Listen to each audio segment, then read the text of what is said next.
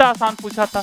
यदि इतने सारे जो क्वेश्चन आपको पीछे दिए हैं, यदि उतना बना लेते तो इसको बनाने में कितना टाइम लगता। ठीक है, तो प्रॉब्लम प्रैक्टिस करना कंपलसरी है। इज लेसन 1 नहीं होता है। Can not be infinity, already बताया हुआ है। नेक्स्ट 2023 के एस्टेट में पूछा था कौन कार्नोट परमे का अनुसरण करता है, हीट इंजन। नेक्स्ट यहाँ पर भी सेम कहानी है, सब बताए हुए हैं। एस्टेट 2024 में भी पूछे हुए हैं, सोच सकते हैं, तो इंपॉर्टेंट है। ये 23-24 दोनों में पूछे हुए। आज हम लोग बात करने वाले हैं हीट इंजन के बारे में। हीट इंजन मतलब उष्मा इंजन। इसमें उष्मा को बदला जाता है, हीट को बदलते हैं किसमें, कार्य में, वर्क में। इतनी सी कहानी है। क्वेश्चंस रेगुलर आपको पूछे गए हैं तो आराम से समझेंगे, इजी सा टॉपिक है। चलिए शुरू करते हैं। तो हीट इंजन होता क्या है? हीट इंजन ये डिवाइस विच कन्वर्ट हीट, किसको कन्वर्ट करता है, हीट किसमें, वर्क में। कह सकता है उष्मा इंजन एक यंत्र है जो चक्रीय प्रक्रम द्वारा उष्मा को किसमें, सतत कार्य में परिवर्तित करता है। इतना सा याद रखना है। क्या करता है भैया, हीट को वर्क में कन्वर्ट करता है कंटिन्यूअसली साइक्लिक प्रोसेस द्वारा। ठीक, अब इसमें होता क्या है, इसमें नॉर्मली हम लोग 3 पार्ट की बात करते हैं। एक होता है हमारा सोर्स, मतलब जहां से उष्मा ली जाती है। ठीक है, एक इंजन जो आपको कार्य करके देता है। एक सिंक मतलब जहां आप कार्य करने के बाद सारा का सारा जो आपने रोटी खाया, आप जो रोटी खाते हो, सारा का सारा रोटी की एनर्जी को आप यूज तो नहीं कर लेते हो, क्या करते हो, कुछ वेस्ट भी होता है।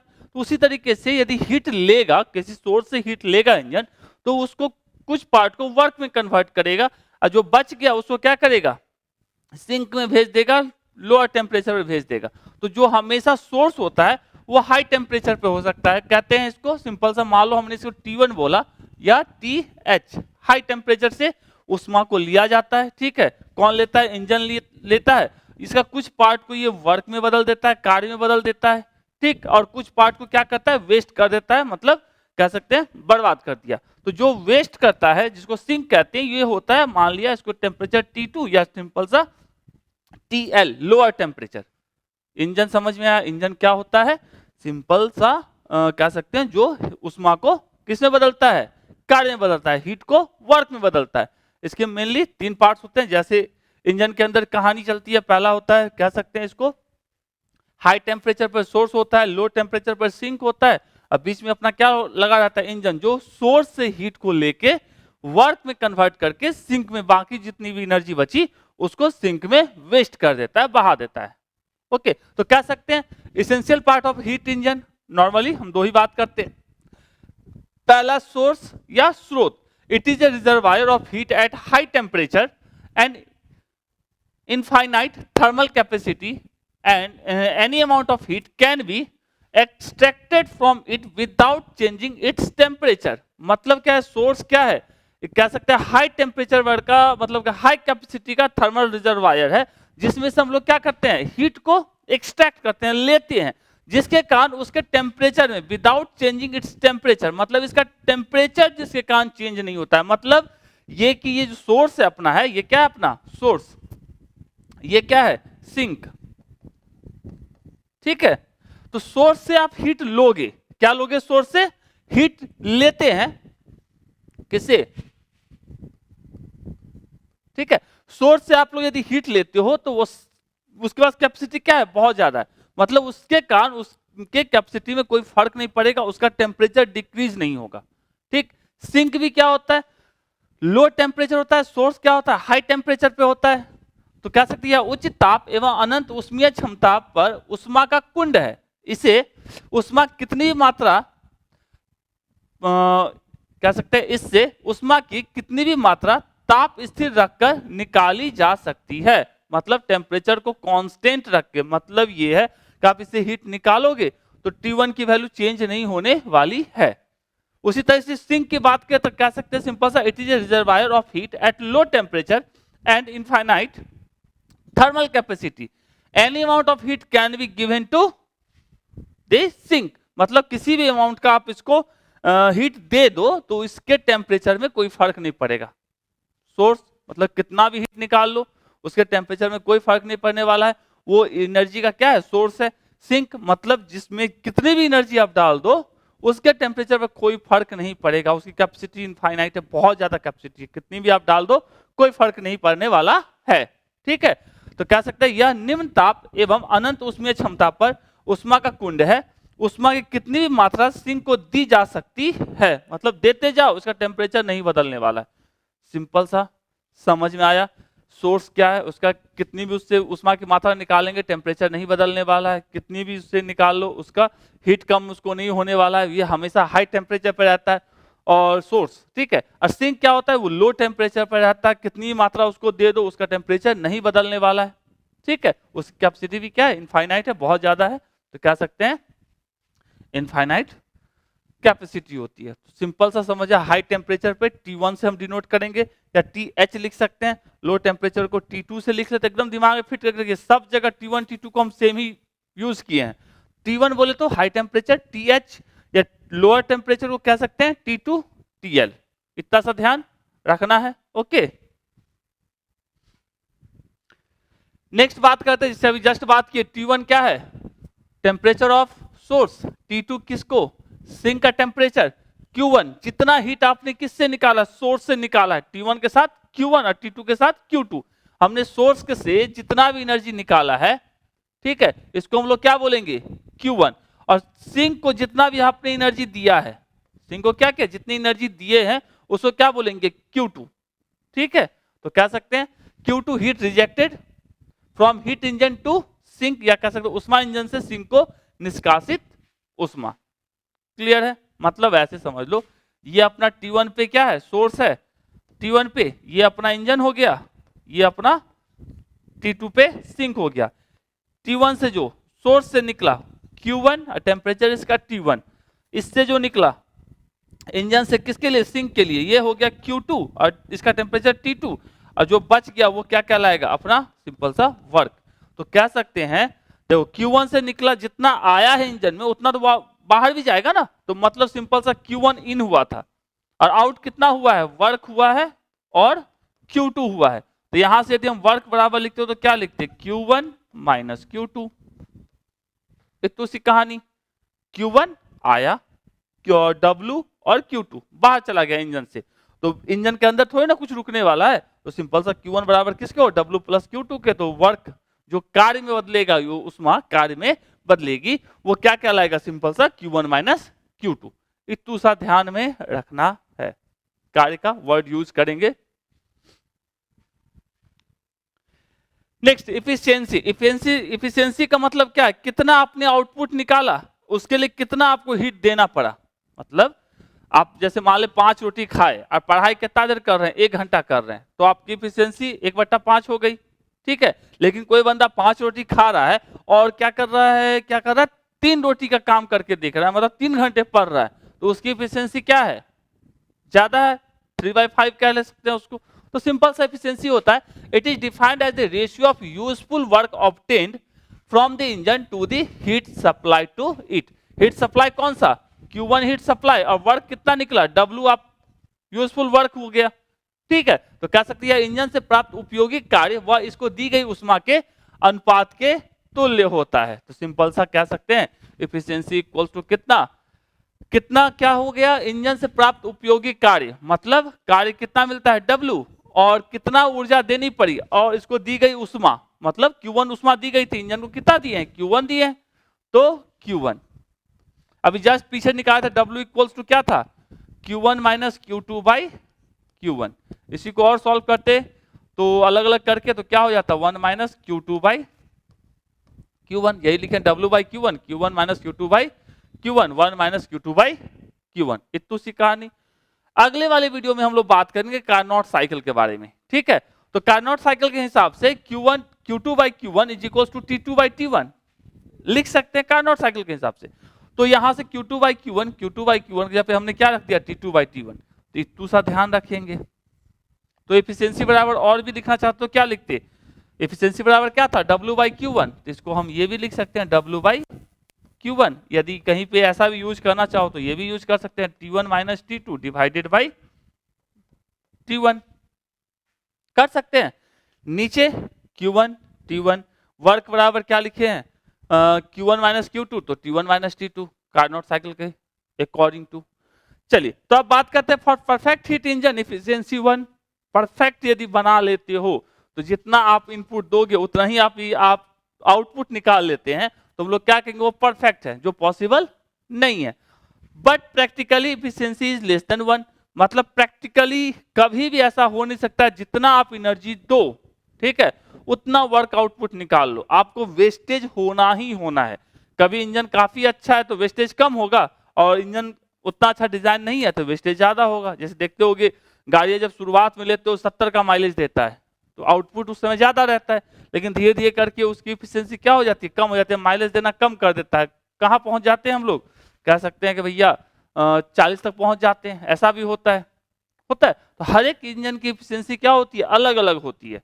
तो कह सकते हैं सिंपल सा, उष्मा की दक्षता या इंजन से प्राप्त उपयोगी कार्य व इसको दी गई उष्मा के अनुपात के क्या होता है, तुल्य होता है। तो सिंपल सा वर्क अपॉन Q1, तो इफिशियंसी याद रखेंगे 1 माइनस T2/T1 या W/Q1 लिख सकते हैं। इफिशियंसी कह सकते हैं परफेक्ट कंडीशन, यदि सब कुछ मिले तो इफिशियंसी 1 हो सकती है, लेकिन ऐसा कभी होगा नहीं, क्योंकि उतना कभी ऐसा हो ही नहीं सकता है कि टोटल एनर्जी वर्क में कन्वर्ट हो जाए, वरना सेकंड लॉ को क्या करेगा, वायलेट करेगा, जो पॉसिबल नहीं है। तो 1 कभी भी नहीं होता है, जब भी होगा तो इफिशियंसी लेस देन 1 ही रहने वाला है।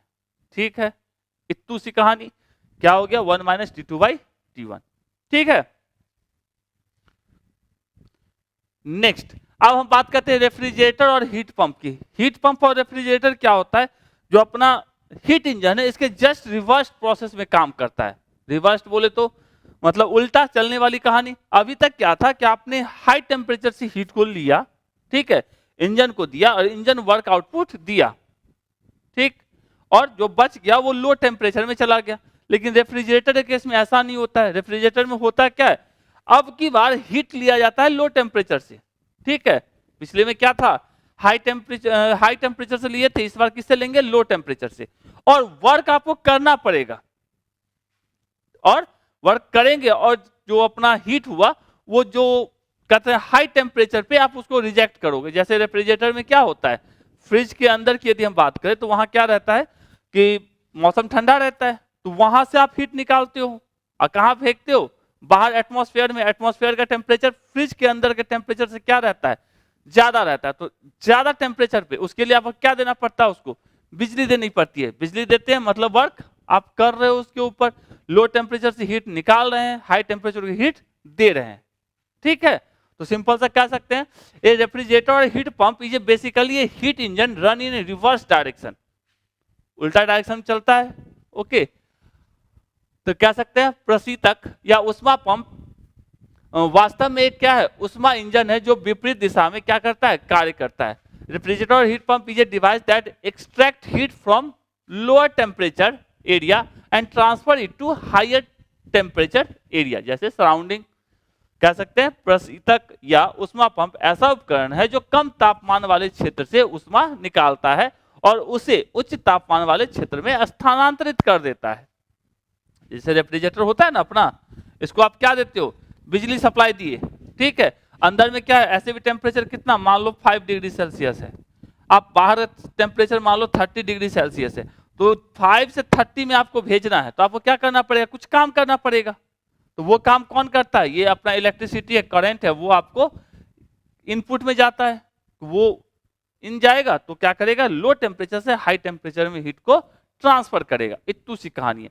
हीट पंप में भी सेम कहानी होती है। जैसे घर के अंदर आपको गर्म करके रखना है तो क्या करोगे, बाहर लो टेम्परेचर है, वहां से हीट लेंगे और क्या करेंगे, घर में जो टेम्परेचर पहले से हाई है उसको और हाई करेंगे, जो हम उसके साथ कंफर्टेबल हो। तो दोनों केस में थोड़ा सा डिफरेंस ये होता है कि रेफ्रिजरेटर ठंडा करने का काम करता है, जबकि हीट पंप क्या काम करता है, गर्म करने का काम करता है, किसी एरिया को गर्म करता है। लेकिन हीट लेता कहां से है, लो टेम्परेचर से, दोनों केस में, ठीक। जैसे रेफ्रिजरेटर की हम बात करें तो ये लो टेम्परेचर से हीट लिया, कितना लिया, Q2 लिया, लो टेम्परेचर बोले तो T2 और हाई टेम्परेचर बोले तो T1, जो पहले लिए थे उसी के हिसाब से। तो T2 से हीट लिया, कितना लिया, Q2 हीट लिया, और किसको दिया, रेफ्रिजरेटर को। तो रेफ्रिजरेटर पर आपने बिजली दिया, वर्क किया, और ये क्या हो गया, हाई टेम्परेचर में Q1 हीट को रिजेक्ट कर दिया, ठीक है। तो ये हो गया रेफ्रिजरेटर की कहानी। हीट पंप में क्या होता है, अब हाई टेम्परेचर पे आप रहते हो, क्योंकि हीट पंप का मतलब सिंपल सा है कि आपको वहां पे हीट प्रोवाइड करना है, ठीक है। तो एटमॉस्फेयर से आपने टेम्परेचर को लिया, Q2 हीट को लिया, T2 टेम्परेचर, क्योंकि एटमॉस्फेयर क्या है हमारा लो टेम्परेचर पे है, आपने हीट पंप के ऊपर वर्क किया, जिसके कारण ये दोनों मिलके कहां पहुंच गया, हाई टेम्परेचर पे, मतलब आपके रूम में, ठीक। तो आपको क्या मिला, Q1 आपको कह सकते हैं रूम के अंदर मिला, यही ना मिला। तो कह सकते हैं सिंपल सा T1 हाई टेम्परेचर पे रहेगा और T2 लो टेम्परेचर पे। इस वाले केस में अपने को कितना हीट निकाले ये मायने रखता है, किसमें, रेफ्रिजरेटर केस में, कि लो टेम्परेचर से कितना आपने हीट निकाला, Q2 आपने निकाला। और इस केस में किसमें, कह सकते हैं हीट पंप के केस में आपने कितना हीट दिया रूम के अंदर, ये आपके लिए मायने रखता है। दोनों प्रोसेस सिमिलर है, रिवर्स ही है किसका, हीट पंप हीट इंजन का, लेकिन दोनों में आउटपुट अलग अलग कंसीडर करेंगे। इसका आउटपुट क्या होगा Q2 और इसका आउटपुट क्या होगा हमारा Q1। इतना सा सिर्फ ध्यान में रखना है, ठीक है। आगे दोनों की बात करेंगे। तो कह सकते हैं सिंपल सा, देखो इन कर कौन कौन कर रहा है, ये W इन कर रहा है और Q2 इन कर रहा है, और आउटपुट में क्या है सिंपल सा Q1। तो हम लोग क्या लिखते हैं, Q1 बराबर W प्लस Q2। Q1 बराबर क्या होता है, W प्लस Q2। इस केस में भी देखेंगे इन W कर रहा है, Q2 इन कर रहा है, तो Q1 बराबर क्या होता है, W प्लस Q2। सेम, तो यहां से W बराबर लिखते हो, क्या लिखते हैं, Q1 minus Q2।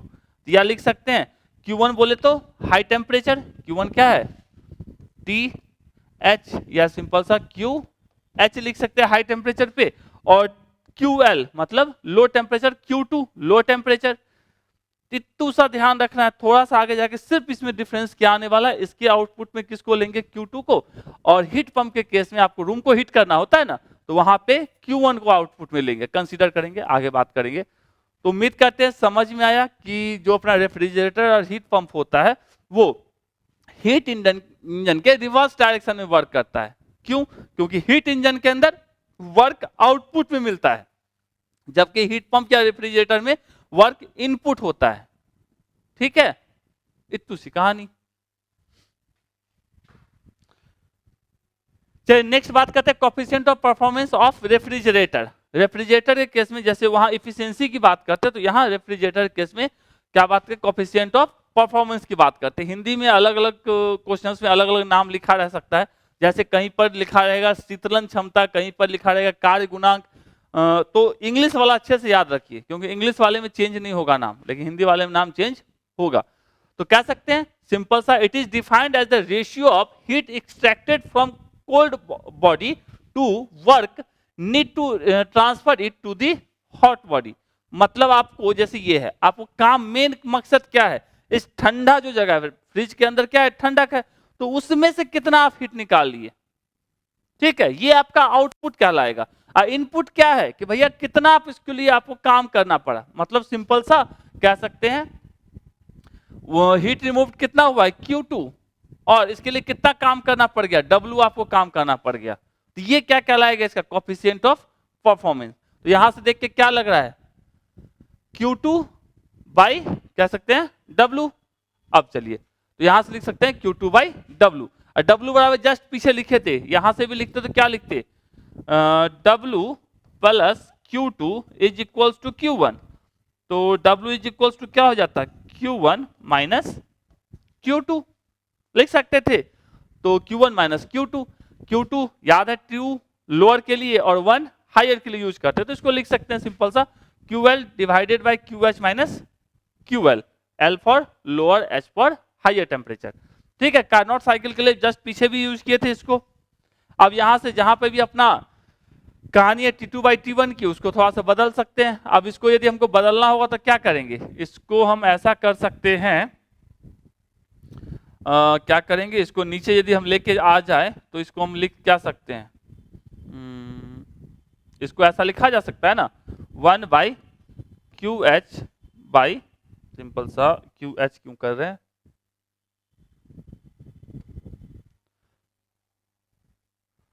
Q1 minus Q2 divided by Q, क्या लिख सकते हैं इसको हम, Q2। इसको और लिखते तो क्या लिखते, 1 by Q1 by Q2 minus 1।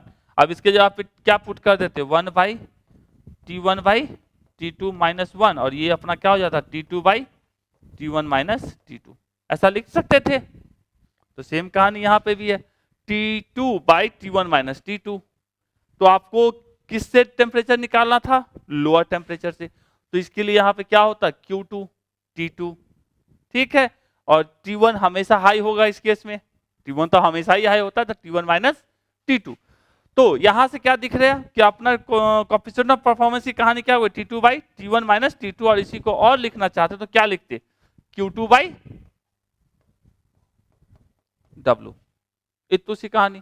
तो कॉपी देखो, यदि आप इसको समझ के रखते हैं तो कहीं कोई दिक्कत नहीं होगा कोई भी चीज भूलने का। जैसे रेफ्रिजरेटर में काम क्या होता है, लोअर टेम्परेचर से हीट निकालना, तो सिंपल सा Q2 से अपने को मतलब है, ठीक है। अब इसके लिए कितना काम करना पड़ा था, W काम करना पड़ा था, Q2 बाई W, इतनी सी कहानी।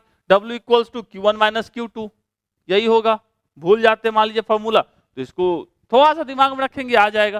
तो अपना क्या आया कोएफिशिएंट ऑफ परफॉर्मेंस की कहानी, सिंपल सा T2 by T1 minus T2 ध्यान में रखना है, या सिंपल सा Q2 बाई W, इतनी सी कहानी को ध्यान में हम लोग रखेंगे, ठीक है। ये हो गया किसके लिए, रेफ्रिजरेटर के लिए। तो वही हम हीट पंप की बात करते तो किससे मतलब रखते हैं, अब जस्ट बोले Q1 से, तो उस कहानी में क्या हो जाता Q1 बाई W। देखिए आगे, अच्छा आगे इसको बात करते हैं। देखिए यहाँ क्यू हीट पंप के लिए लिखा है ना Q1 बाई W, चलिए बाद में बात करेंगे इसकी। चलिए, फॉर परफेक्ट रेफ्रिजरेटर, परफेक्ट का बोले तो जो याद होगा पिछली बार भी, परफेक्ट का मतलब क्या है कि जितना इनपुट है, मतलब जितना निकाला उतना ही वो ले गया, बिना मतलब एक्सटर्नल वर्क के। ऐसा कभी हो सकता है कि ठंडी जगह से हीट आप निकाल लो और गर्म जगह भेज दो, हीट का क्या टेंडेंसी है, टेम्परेचर डिफरेंस, हमेशा हीट ट्रांसफर खुद ब खुद कब होगा, हाई से लो टेम्परेचर की तरफ, लेकिन लो से हाई की तरफ नहीं होने वाला है, ठीक है। तो उस टाइम में अपना वर्क क्या होगा, परफेक्ट के लिए वर्क 0, और उसके से बी क्या हो जाएगा, इनफाइनाइट, जो पॉसिबल नहीं है, ठीक है। तो इनफाइनाइट कभी भी कोएफिशिएंट ऑफ परफॉर्मेंस नहीं होगा, ध्यान में रखना है। दूसरा चीज, if cold body at absolute 0 temperature, absolute 0 temperature मतलब बोला जाए तो कितना, एब्सोल्यूट 0 केल्विन, ठीक है। तो सिंपल सा भी जस्ट क्या देखे थे, ये अपना फॉर्मूला Q2 बाई क्या था, Q2 by Q1 minus Q2, Q2 by Q1 minus Q2। और यदि ठंडी वस्तु मतलब Q1 कितना पर पहुंच जाए, 0 केल्विन पे, तो Q1 यदि 0 केल्विन पे पहुंच जाएगा तो क्या होगा, सॉरी ठंडी वस्तु है ना, सॉरी Q2 यदि 0 केल्विन पहुंच जाएगा तो ये सारा का सारा क्या हो जाएगा, कोएफिशिएंट ऑफ परफॉर्मेंस 0 हो जाएगा, इतना ध्यान रखेंगे। Q2 यदि वहां पहुंच जाए 0 केल्विन पे तो कोएफिशिएंट ऑफ परफॉर्मेंस 0 होगा। तो इससे क्या पता चला भैया, coefficient of performance in normal case की यदि हम बात करें, एक मिनट, चलिए नॉर्मल केस की यदि हम बात करें तो सोच के देखो, ये जो अपना है कौन सा, कह सकते हैं यहां लिखते हैं Q2 बाई W, यही है ना। तो Q2 की जो वैल्यू होगी वो, चलो इससे ही समझते हैं, Q2 और Q1 माइनस Q2 दोनों में से किसकी वैल्यू ज्यादा होगी, इस रिस्पेक्ट में बोला जाए तो Q2 की वैल्यू ज्यादा होगी Q1 माइनस Q2 से। तो इसकी वैल्यू हमेशा जो होगी, कोएफिशिएंट ऑफ परफॉर्मेंस की वैल्यू हमेशा ग्रेटर देन 1 होगा। क्यों, क्योंकि Q2 की वैल्यू Q1 माइनस Q2 से ज्यादा ही होगा ना। तो हम क्या करेंगे, आप ये नहीं कि मतलब हीटरे जला के थोड़ी ना आपको क्या करना है, मतलब कह सकते हैं कुछ ऐसा मशीन लगा लीजिए कि जितना हीट जा रहा है वो सारा का सारा उससे निकालने की जगह पे अपने हीट ज्यादा दिए जा रहा है, तो ऐसा कभी नहीं होगा। तो हमेशा क्या होगा, Q2 की वैल्यू Q1 माइनस Q2 से ज्यादा होगा। तो हम कह सकते हैं बीटा की वैल्यू हमेशा, कोएफिशिएंट ऑफ परफॉर्मेंस की वैल्यू हमेशा ग्रेटर देन 1 होगा। तो कह सकते हैं the coefficient of performance of A refrigerator is greater than 1 but not infinite, मतलब शीतक का कार्य गुणांक 1 से अधिक होता है लेकिन अनंत नहीं हो सकता है। अनंत होने के लिए आपको क्या करना पड़ेगा, वर्क कुछ नहीं करो और लो टेम्परेचर से हाई टेम्परेचर की तरफ हीट का फ्लो होना शुरू हो जाए, ऐसा नहीं होगा, ठीक है, ऐसा हो ही नहीं सकता है। जब भी हीट का फ्लो क्या होता है, टेम्परेचर डिफरेंस के कारण, तो हाई टेम्परेचर से लो टेम्परेचर पे होता है, हीट का फ्लो। लेकिन ये क्या कह रहा है भैया, लो से हाई की तरफ होने लग जाए बिना हम कुछ किए हुए, ऐसा होगा नहीं। तो इनफाइनाइट कभी नहीं होगा। इनफाइनाइट कब होता, जब आपको कोई काम नहीं करना पड़ता। काम करना ही पड़ेगा तभी लो से हाई पे जाने वाला है, ठीक है। तो दूसरा चीज ये, और दूसरा चीज क्या करेंगे याद, रेफ्रिजरेटर का जो कोफिशिएंट ऑफ परफॉर्मेंस होता है ऑलवेज ग्रेटर देन 1, इतना ध्यान रखना है, ठीक है। एक बार पूछा भी आपसे। नेक्स्ट, अब relation between efficiency and coefficient of performance. Efficiency heat engine के लिए और कोफिशिएंट ऑफ परफॉर्मेंस किसके लिए बात कर रहे हैं, रेफ्रिजरेटर के लिए बात कर रहे हैं। तो इफिशियंसी का याद होगा 1 माइनस T2 बाई T1, ठीक। इसको थोड़ा सा अरेंज कर लेते हैं, इसको हम क्या किए, इसको इधर ले आए और इफिशियंसी को उस साइड लेके गए, तो 1 माइनस n। अब बीटा इक्वल्स टू, अब पता है T2 by T1 minus T2, तो 1 बाई बीटा उलट के लिखेंगे तो क्या लिख सकते हैं, T1 minus T2 by T2। Just उल्टा करेंगे तो अब T2 से T2 साफ हो जाएगा, तो क्या बचेगा, T1 बाई T2 माइनस 1। अब देखो T2 by T1 is equals to क्या निकाले, T2 बाई T1, तो सिंपल सा 1 माइनस इफिशियंसी, तो जस्ट T1 बाई T2, तो उल्टा करके यहाँ लिख दिए। अब इसको सॉल्व करेंगे, इफिशियंसी बाई 1 माइनस इफिशियंसी, तो यहाँ से बीटा और इफिशियंसी में रिलेशन की बात होगी तो कुछ इस तरीके से लिखेंगे, beta equals to 1 minus efficiency by heat pump की इफिशियंसी 1 माइनस, क्योंकि हमेशा क्या होने वाला है, बीटा की वैल्यू ग्रेटर देन 1 और इफिशियंसी की वैल्यू हमेशा लेस देन 1, तब ना ये हमेशा ग्रेटर देन 1 आपको मिलना चाहिए, समझ रहे हैं। तो यहां से भी क्लियर है कि इफिशियंसी जो होगी वो लेस देन 1 होगी और बीटा कोफिशिएंट ऑफ परफॉर्मेंस जो होगा वो ग्रेटर देन 1 रखना है, हमेशा दिमाग में फिट करके रख लेना है, लेकिन इनफाइनाइट नहीं करना है इसको। तो इतना सा, ये पूरा कथा नहीं याद रहे तो भी चलेगा, आपको याद क्या रखना है, beta equals to 1 minus efficiency by efficiency, दोनों के बीच का रिलेशन, ठीक है। नेक्स्ट बात करते हैं हीट पंप की। अभी जस्ट समझाए थे, रेफ्रिजरेटर में हम लोग किसकी बात किए थे, Q2 से जो टेम्परेचर निकल रहा है, हीट निकल रहा है, उसकी बात किए थे। लेकिन अब की बार हीट पंप में हमको क्या करना है, किसी जगह को गर्म करना होता है, जबकि रेफ्रिजरेशन के केस में किसी जगह को हमको ठंडा करना होता है। तो हमारा क्या आउटपुट मिलता है, इसको यदि हमको हीट करना है, जैसे ये हमारा रूम है, इसको हमको हीट करना है, तो क्या होगा, ये हीट इसमें मिलेगा Q1, तो ये अपना बन जाएगा क्या चीज, आउटपुट, और इनपुट में क्या देना पड़ेगा, W।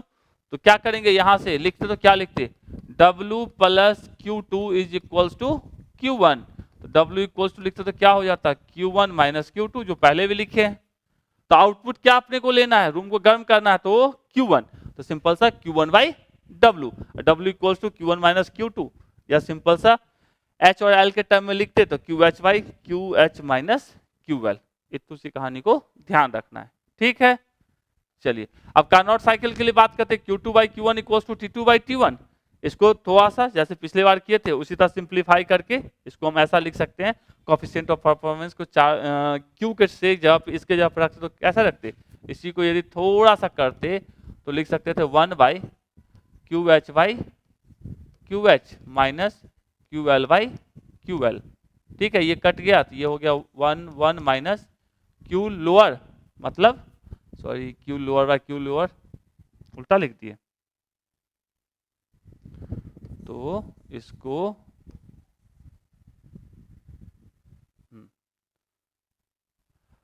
तो नीचे आ गया तो Q L by Q H, ये हो जाता 1 by 1 minus T2 by T1, और T2 by T1 equals Q2 by T2 by T1 में क्यों लिख दिए, हम भी क्या कर रहे हैं, Q2 बाई Q1, और Q2 बाई Q1 क्या होता है, Q2 by Q1 T2 by T1, तो इसको हम यदि और थोड़ा सा करते 1 माइनस T2 बाई T1, और थोड़ा सा ये T1 ऊपर चला जाता, क्या मिल जाता, T1 माइनस T2। तो आपको इतना ध्यान रखना, और कोफिशिएंट ऑफ परफॉर्मेंस को यदि याद रखते हो क्या रखते हैं, Q1 बाई W, ठीक है। तो सिंपल सा क्या हो जाएगा, कोफिशिएंट ऑफ परफॉर्मेंस किसके लिए, हीट पंप के लिए T1 by T1 minus T2, जबकि रेफ्रिजरेटर के लिए क्या था, T2 by T1 minus T2। इतनी सी कहानी थी, याद है ना, ओके। तो कह सकते हैं coefficient of performance of heat pump is greater than 1 but not क्या चीज, इनफाइनाइट। ऊष्मा पंप का प्रदर्शन गुणांक 1 से अधिक होता है लेकिन अनंत नहीं हो सकता, जैसे बात किए थे कि रेफ्रिजरेटर के केस में तो क्या था, वहां पर भी ग्रेटर देन 1 ही होगा लेकिन इनफाइनाइट नहीं होगा। उसी तरह हीट पंप के लिए भी क्या होगा, ग्रेटर देन 1 होगा लेकिन इनफाइनाइट नहीं होगा। ठीक है, ओके। एकदम छोटा छोटा फॉर्मूला सब एकदम इजी इजी क्वेश्चन सब भी रहता है। इसको Q1/W सब दोनों को याद रखना है, एक ही याद रखना, T1 T2, T1 मतलब हाई टेम्परेचर, T2 मतलब लो टेम्परेचर, है ना। तो TL या TH के टर्म में याद रखो या सिंपल सा T1 T2 के टर्म में याद रखो, T1 हाई T2 लो, बात खत्म। ठीक, नेक्स्ट क्या है, relation between coefficient of performance of refrigerator and heat pump. अब देखो ये रिलेशन सिंपल सा होता है, coefficient of performance of heat pump is equal to 1 plus coefficient of performance of refrigerator. Put करके देख लो, 1 प्लस रेफ्रिजरेटर कितना, T2/T1 माइनस T2, सॉल्व करेंगे T1 minus T2 plus T2 divided by T1 minus T2, तो ये क्या हो जाएगा, ये से खत्म, T1 माइनस T2। और हीट पंप का क्या होता है, T1/T1 माइनस T2, तो ये किसके बराबर हो जाएगा, कोफिशिएंट ऑफ परफॉर्मेंस किसका, हीट पंप का। एकदम आसान सा याद रखने में क्या जाता है, हीट पंप का क्या होगा 1 प्लस कोफिशिएंट ऑफ परफॉर्मेंस किसका, रेफ्रिजरेटर का। ठीक है,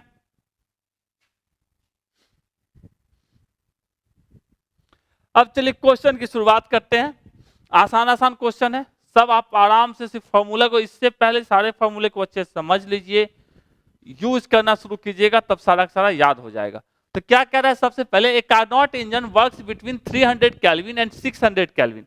अब यहाँ पे हाई टेम्परेचर कौन सा है, 600 केल्विन, लो टेम्परेचर कौन सा है, 300 केल्विन। तो T1 T2 डिसाइड करना है सबसे पहले। तो T1 क्या होता है, हाई टेम्परेचर, तो T1 equals to 600 kelvin, T2 is equals to 300 kelvin. ठीक है, वर्क आउटपुट 800 जूल, आपको वर्क आउटपुट दे रहा है 800 जूल, ठीक है, per cycle. What is the amount of heat energy supplied to the engine from source per cycle, मतलब source से कितना हीट आपको साइकिल में दिया जा रहा है। कह रहा है 300 केल्विन तथा 600 केल्विन के बीच कार्यरत कार्नोट इंजन का निर्गत कार्य वर्क 800 जूल पर चक्र है। सोर्स से प्रति चक्र इंजन को दी गई ऊष्मा कितनी होगी। तो ये अपना क्या है, सोर्स T1 टेम्परेचर पे, ये अपना इंजन, इसको कितनी ऊष्मा दी जाती है Q1, ये अपना सिंक वो T2 पे, इसको जो मिलती है वो क्या होता है Q2, और यहां से जो निकला W। इतनी सी कहानी। यदि हम इफिशियंसी की बात करते हैं तो इफिशियंसी बराबर क्या होता है, वर्क आउटपुट बाय कितनी हीट दी गई थी, Q1 दी गई थी। और यदि वर्क की बात करते तो यहां से लिख सकते थे W, इसको लिखते क्या चीज, T1 minus T2 divided by कितना T1, इसी को याद होगा, लिखे थे 1 माइनस T2/T1 लिखे थे।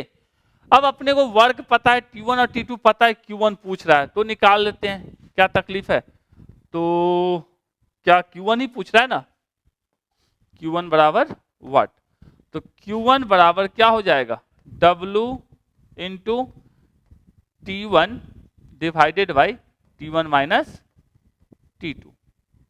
तो W कितना 800, T1 कितना 600, 600 डिवाइडेड बाई 600 माइनस 300, क्या हो जाएगा, नीचे बच जाएगा 300, 3 दूनी 6, मतलब लिख सकते हैं 1600 जूल।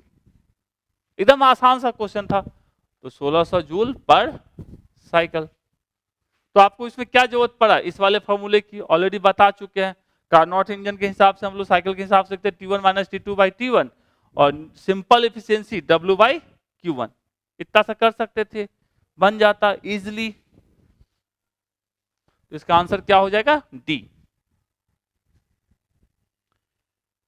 नेक्स्ट क्या है, coefficient of performance of Carnot refrigerator works between 30 and 0 degree Celsius. ठीक है, तो क्या पूछ रहा है, कार्यकारी गुणांक, मतलब बीटा आपसे पूछा जा रहा है। नहीं कुछ याद हो, फिगर बनाते चलना है। ये T1 हाई टेम्परेचर, ये अपना T2 लो टेम्परेचर, ये अपना रेफ्रिजरेटर, इसको आप वर्क दोगे T2 लोअर टेम्परेचर से, अपने को हीट निकालना है Q2, इसको देना है Q1। ठीक है, यही ना। तो चलिए अपने को फॉर्मूला क्या पता है, सिंपल सा कहते तो इसके हिसाब से, अभी हम फॉर्मूला डायरेक्ट यूज नहीं करें, सबको एकदम सही से सिर्फ फिट कर लेना है दिमाग में। तो अपने को क्या चाहिए था, आउटपुट में Q2, इनपुट में W। तो Q2 और W बराबर क्या लिख सकते थे, W बराबर यहां से लिखते तो क्या लिखते, Q1 is equals to W plus Q2। तो W बराबर क्या हो जाता, Q1 माइनस Q2। तो सिंपल सा लिखते Q1 माइनस Q2, या इसी को लिखते T2 by T1 minus T2, एकदम आराम से। तो अपने को बीटा बराबर क्या फॉर्मूला पता है, T2 by T1 minus T2। तो T2, तो आप चलिए T1 कौन सा, हाई टेम्परेचर, मतलब 30 डिग्री सेल्सियस। 30 को सबसे पहले डिग्री सेल्सियस को किस में बदलेंगे, केल्विन में। तो बदल लेते हैं, 273 प्लस 30, ये हो जाएगा 003, सॉरी 003 नहीं, ये हो गया 303 केल्विन। और T2 की बात करते तो 0 डिग्री सेल्सियस मतलब 273 केल्विन, पता चल गया। अब इसमें रख देते हैं T2 बराबर 273 डिवाइडेड बाई 303 माइनस 273। तो डिफरेंस सिंपल सा, डिफरेंस के केस में 30 ही आना है। ठीक है, तो ये हो जाएगा 273 डिवाइडेड बाई कितना, 30। तो अब इसको यदि हम भागा भूगी करेंगे तो क्या होगा,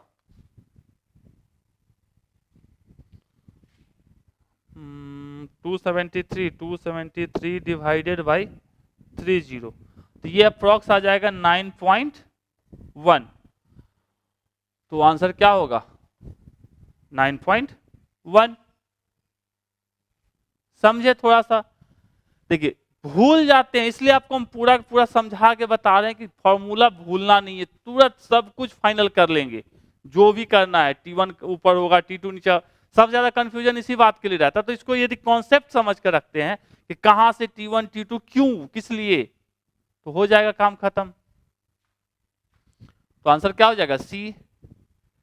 next, if the door of refrigerator is kept open then which of the following is true। यदि एक रेफ्रिजरेटर का दरवाजा खोलकर रखा जाए तो निम्न में से क्या सत्य है।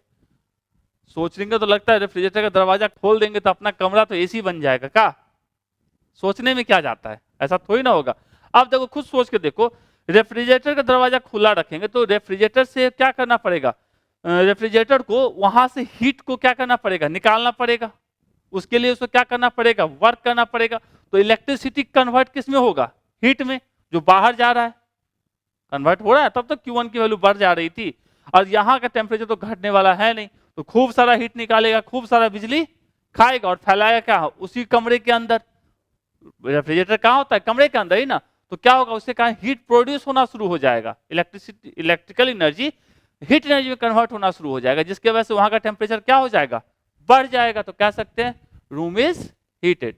तो कभी ये मत सोच लीजिएगा कि यदि रेफ्रिजरेटर का दरवाजा खोल के छोड़ दिए तो जिस उससे क्या होगा कि हमारा रूम ठंडा हो जाएगा, हमारा रूम क्या हो जाएगा, और गर्म हो जाएगा।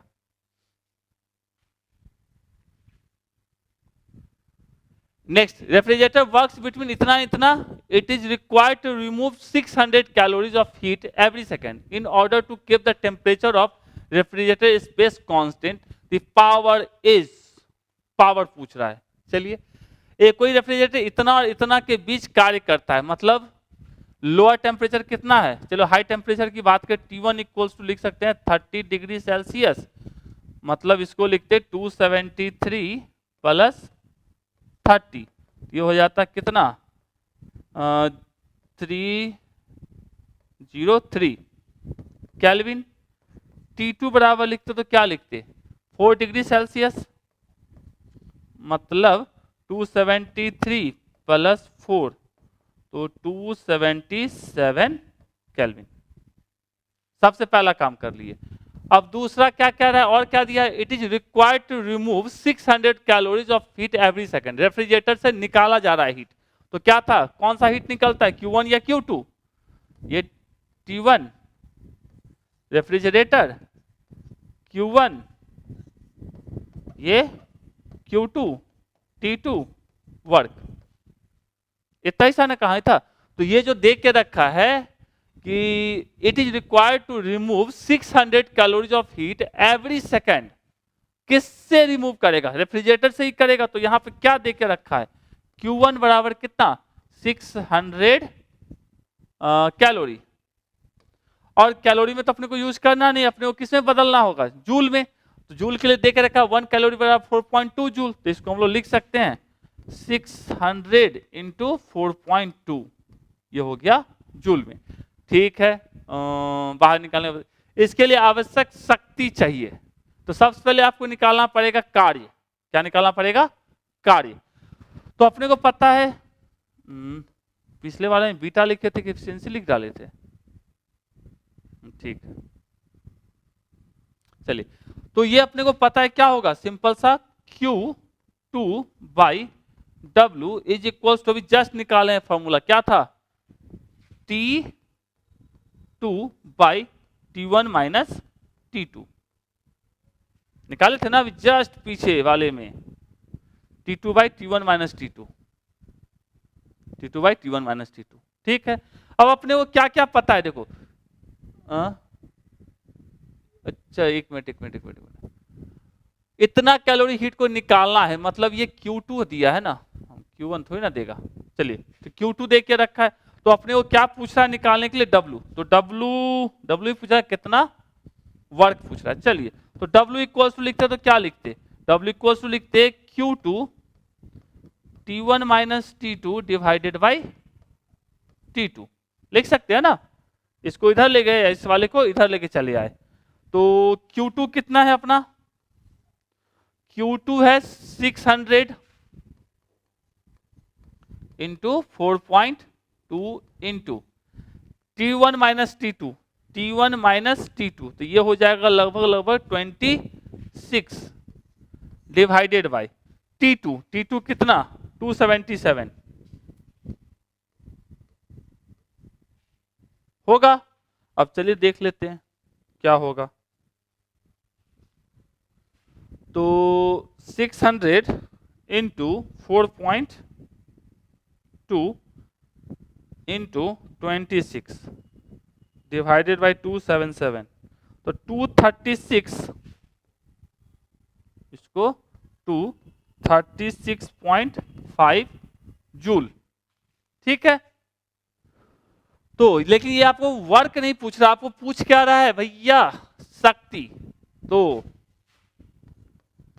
क्या होता है, वर्क अपॉन टाइम होता है। तो प्रति सेकंड के लिए पूछ रहा, मतलब टाइम कितना 1 सेकंड, तो 236.5 डिवाइडेड बाई 1 मतलब 236.5 वाट, 236.5 वाट। उम्मीद करते समझ में, थोड़ा सा फॉर्मूले को अच्छे से समझ के समझ के करने का है। चलिए, तो ये हो गया, इसका आंसर क्या आ जाएगा, C. Next, what is the value of sink temperature when efficiency of engine is 100%। यदि एफिशिएंसी 100% देकर रखा तो सिंक का टेम्परेचर क्या होगा। तो किसके लिए, इंजन की बात हो रही है। ठीक है, तो इंजन के लिए याद होगा अपने को एफिशिएंसी का फॉर्मूला क्या था, 1 माइनस T2 बाई T1, और 100% का मतलब क्या, 100% का मतलब कितना 1, तो 1 is equals to 1 minus T2 by T1। तो कह सकते हैं T2 by T1 is equals to 1 minus 1 मतलब 0, तो T2 बाई T1 बराबर 0, यही ना। अब यहां पे ये कब पॉसिबल है, ये 0 कब होगा, जब T2 की वैल्यू क्या हो जाए, 0 हो जाए। तभी ना पॉसिबल है, या T1 की वैल्यू इनफाइनाइट हो जाए तभी ये पॉसिबल है। तो T1 तो इनफाइनाइट होगा नहीं, लेकिन T2 क्या हो सकता है, 0 हो सकता है। तो लिख सकते हैं, तो सिंक का टेम्परेचर क्या था, T2, तो इसको क्या होना पड़ेगा, 0 केल्विन। क्लियर है कुछ, क्योंकि इस दोनों का रेशियो को 0 होना पड़ेगा। 0 कब होगा, जब T2 की वैल्यू 0 होगी। T2 की वैल्यू 0 मतलब 0 केल्विन होगी, तो 0 केल्विन पर लेके जाएंगे तो अपना, T1 को इनफाइनाइट तो कर नहीं सकते हैं। समझते हैं भावनाओं को, तो आंसर क्या हो जाएगा, ए। चलिए नेक्स्ट क्वेश्चन की बात करते हैं। In a Carnot engine the temperature of reservoir is इतना, okay, and that of sink is इतना। मतलब सबसे पहले जो गिवन है उसको लिख लेना चाहिए क्वेश्चन में, तो लिख लेते हैं। तो टेम्परेचर हाई किसका है, 927, तो इसको हम लिख सकते हैं T1 is equal to 927 degree Celsius. इसको लिख सकते हैं 927 प्लस 273, ये हो जाएगा 9 10 के बाद 1200 केल्विन। उस तरह हम T2 की बात करते हो, T2 बराबर क्या कह रहा है भैया, सिंक का तापमान 27, तो 27 डिग्री सेल्सियस मतलब 300 केल्विन। ठीक, और क्या कह रहा है, that of sink if the work done by the engine when it transfer heat from reservoir to sink is इतना। मतलब जब इंजन स्रोत से सिंक को इतनी जूल ऊष्मा स्थानांतरित करता है तब इंजन द्वारा किया गया कार्य है। मतलब यहाँ पे जो ये दिया है 12.6 इंटू 10⁻⁶, ये क्या है, जब ऊष्मा स्थानांतरण होता है कहां से, स्रोत से सिंक के, तो इतना कार्य होता है। तो मतलब ये जो दे के रखा है वर्क, इंग्लिश वाले में ज्यादा क्लियर है, तो वर्क इज इक्वल्स टू दे के रखा है 12.6 इंटू 10⁻⁶ जूल। ठीक है, इस स्थिति में इंजन द्वारा स्रोत से अवशोषित ऊष्मा, मतलब the quantity of heat absorbed bye the engine from the reservoir, मतलब कितना इंजन रिजर्वायर मतलब सोर्स से हीट ले रहा है, मतलब Q1 की वैल्यू पूछ रहा है, Q1 आपको पूछा जा रहा है। फॉर्मूला अपने को पता है क्या होता है भैया एफिशिएंसी का, सिंपल सा, work by Q1 is equal to 1 minus T2 by T1, यही होता है, क्या होता है। चलिए, तो अपने को क्या पूछ रहा है, Q1 पूछा जा रहा है। तो यहां से Q1 बराबर लिखते तो क्या लिखते, Q1 बराबर हो जाता W into T1 minus T1 ऊपर जाएगा ना, तो T1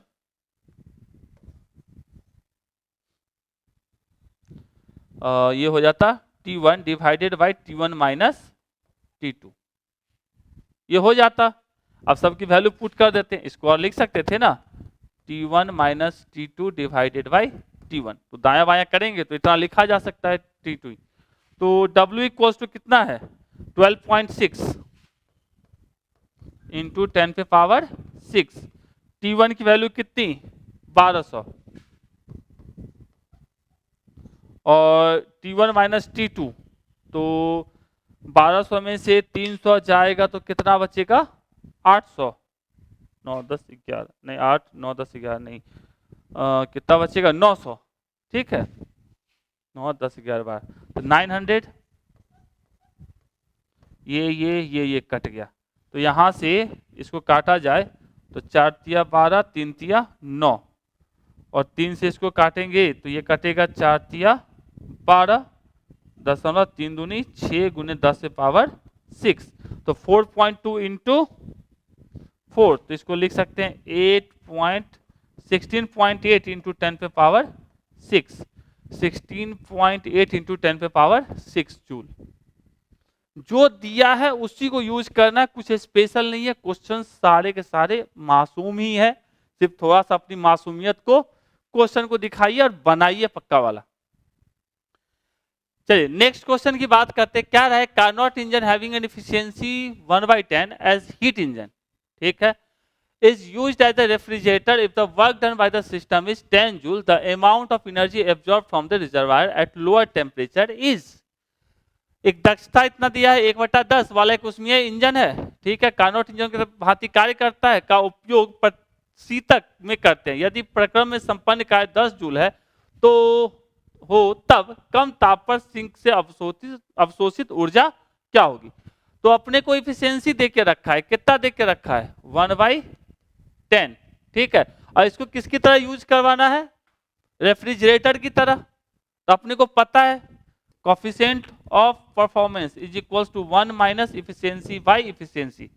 तो 1 माइनस 1/10 डिवाइडेड बाई 1/10, ये हो जाएगा कितना 9/10, 1/10 मतलब सिंपल सा 9 निकल गया कोफिशिएंट ऑफ परफॉर्मेंस। और हम लोग क्या जानते हैं, सिंपल सा किससे निकालना होता है, ठंडे जगह से, मतलब Q2। और इसके लिए हमको वर्क करना पड़ता है, ठीक है। तो क्या रहा है, यदि प्रक्रम में संपन्न कार्य 10 जूल है तब कम ताप पर सिंक से अवशोषित ऊर्जा, मतलब Q2 की वैल्यू पूछी जा रही है। तो Q2 इक्वल्स टू क्या हो जाएगा 9 इंटू W। तो W की वैल्यू कितनी है 10 जूल, तो ये सिंपल सा क्या हो जाएगा 90 जूल, एक लाइन में 90 जूल होगा। समझ रहे हैं थोड़ा थोड़ा सा, ये वाला ऑलरेडी याद होगा, डिराइव किए थे ये 1 माइनस इफिशियंसी बाई इफिशियंसी वाली कहानी, उसको यूज करेंगे। Next, the Carnot engine absorb an amount Q of heat from a reservoir at an absolute temperature T and reject heat at sink temperature T/3. The amount of heat rejected is, तो क्या दिक्कत है, एक Carnot engine परमताप T पर स्रोत से Q ऊष्मा अवशोषित करता है तथा परमताप T/3 पर सिंक को ऊष्मा छोड़ता है, ठीक है। तो सिंक को दी गई ऊष्मा क्या होगी, क्या दिक्कत है, परमताप T पर स्रोत से ऊष्मा लेता है, तो अपने को फॉर्मूला क्या होता है कार्नोट इंजन के लिए, इफिशियंसी बराबर 1 minus T2/T1 is equals to, क्या जानते हैं परमताप T पर स्रोत से Q ऊष्मा अवशोषित करता है, मतलब क्या सकते हैं कि T1 इक्वल्स टू T और Q1 is equals to Q, ठीक है। एवं परमताप T/3 पर सिंक को ऊष्मा छोड़ता है, मतलब सिंक के लिए T2 is equals to T/3। तो सिंक को दी गई ऊष्मा, मतलब आपसे पूछ रहा है Q2 बराबर कितना, यही ना पूछ रहा है। तो हम लोग क्या जानते हैं 1 माइनस Q2/Q1, तो यहां से T2/T1 is equals to Q2/Q1। तो T2/T1 बराबर क्या हो जाएगा 1/3 और Q2 निकालना है और Q1 पता है Q है, तो Q2 इक्वल्स टू क्या हो जाएगा Q/3। इससे आसान क्या होगा, होगा, समझे भावनाओं को, ओके। तो चलिए आंसर क्या हो जाएगा Q/3। क्या रहा है, कार्नोट इंजन के सिंक का ताप इतना, दक्षता इतनी, तो स्रोत का ताप, ये निकाल सकते हैं, फॉर्मूला आपको पता ही है, निकालिएगा। Temperature of reservoir of Carnot engine operates with an efficiency of 70% is इतना, the temperature of sink, efficiency देख के रखा है कितना 70%, मतलब 0.7, टेम्परेचर एक देख के रखा, दूसरा निकालना है, बन जाएगा, खुद बनाते रहिए। क्या रहा है, in Carnot engine when T2 equals to T1 equals to इतना, its efficiency is इतना, ठीक है। then T1 equals to T2 इतना, the efficiency is इतना, then what is, तो क्या तकलीफ है, एक बार इस टेम्परेचर T1 T2 के लिए निकाल लीजिए, किसके लिए T1 और T2 के लिए, और दूसरा वाला कौन सा, पहली बार इस T1 T2 के लिए, दूसरी बार चलिए हम निकाल ही देते हैं। पहला वाले के लिए बात करें, एफिशिएंसी बराबर क्या होता है 1 माइनस T2/T1, तो अपने वो क्या पूछ रहा है भाई, तो क्या लिखते हैं 1 माइनस, चलिए थोड़ा सा इसको बदल लेते हैं कहानी, चलो नहीं बदलते हैं, इसके लिए T2 कितना है 0 डिग्री सेल्सियस, मतलब 273 केल्विन, 273, और T1 कितना है इसके लिए, T1 है 200, 273 मतलब 473 डिवाइडेड बाय 1 माइनस, दूसरे के लिए T2 है 0 डिग्री सेल्सियस, मतलब 273 डिवाइडेड बाय, इसमें भी टेम्परेचर वही है -273, तो -200 डिग्री सेल्सियस प्लस 273, तो कितना हो जाएगा 73 होगा। अब सॉल्व कर लेते हैं, तो इसमें से जाएगा तो ये बच जाएगा 200 डिवाइडेड बाई 473 डिवाइडेड बाई इसमें से जाएगा 200 डिवाइडेड बाई 73। तो ये हो जाएगा कितना 73 बाई 473। कितना आता है 73 बाई 473? 73 divided by 473 0.15। सही है ना सब कुछ भाई? 73 एक मिनट, कुछ तो गड़बड़ है, थोड़ा सा गड़बड़ हो गया ना धड़फड़ के चक्कर में।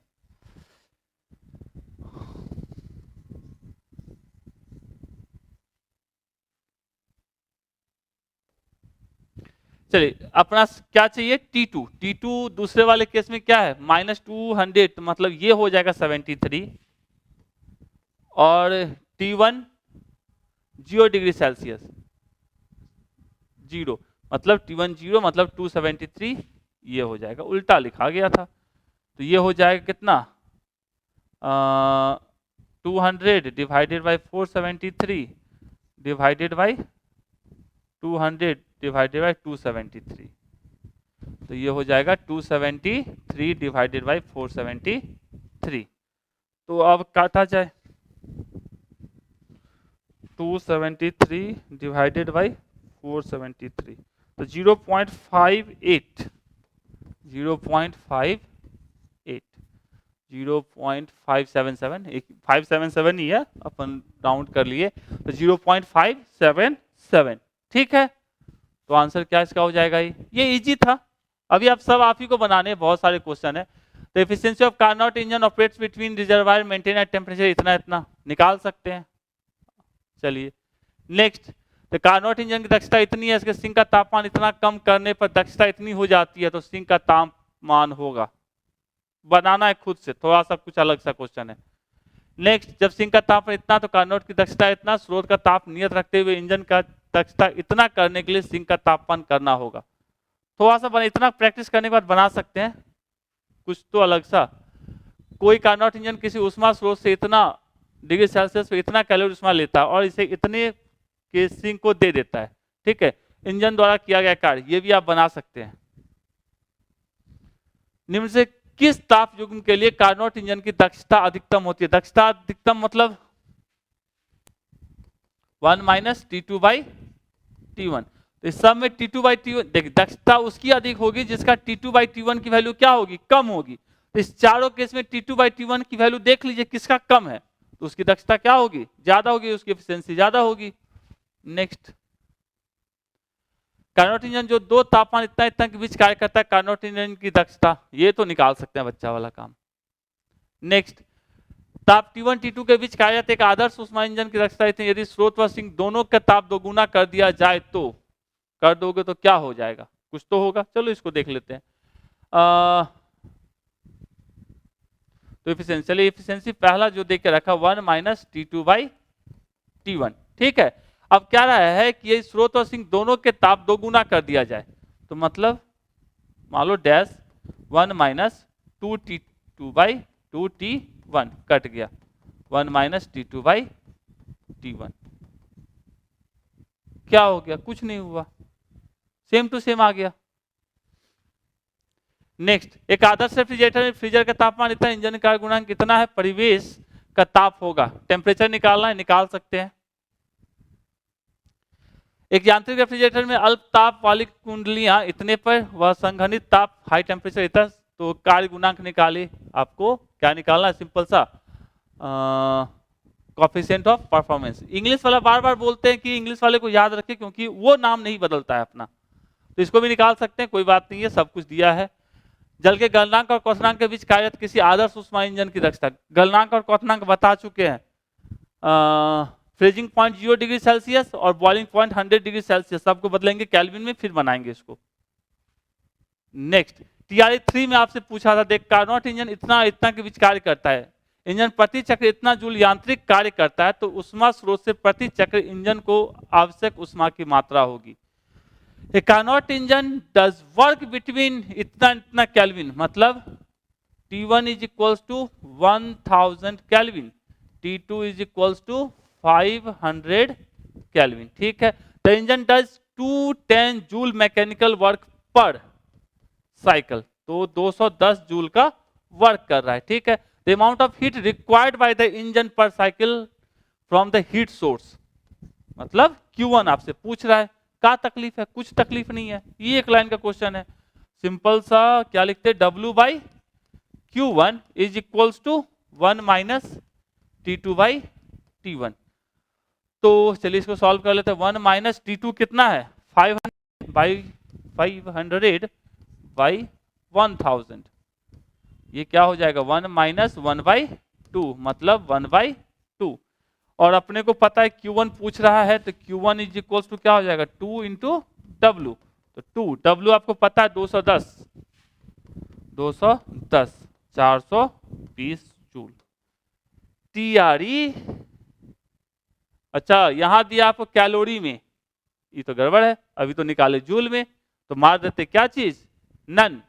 ऐसा नहीं करेंगे, अपन लोग पढ़े हैं 1 कैलोरी बराबर 4.2 जूल, तो 1 जूल बराबर कितना 1 बाई 4.2, तो इसको 420 डिवाइडेड बाई 4.2, तो ये कितना हो जाएगा 100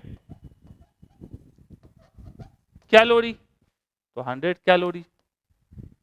कितना आसान पूछा था।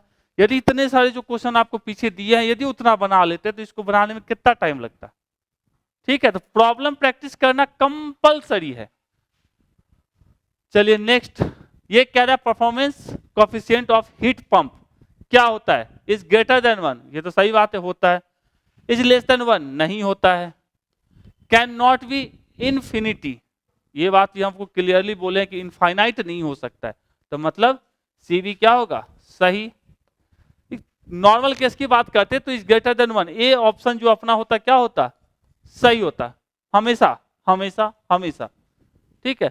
लेकिन यदि मोर देन 1 का ऑप्शन है तो आप सी केस को भी साथ में कैन नॉट बी इन्फिनिटी भी सही है, जस्ट पढ़े भी है, तो इसका आंसर क्या हो जाएगा, डी।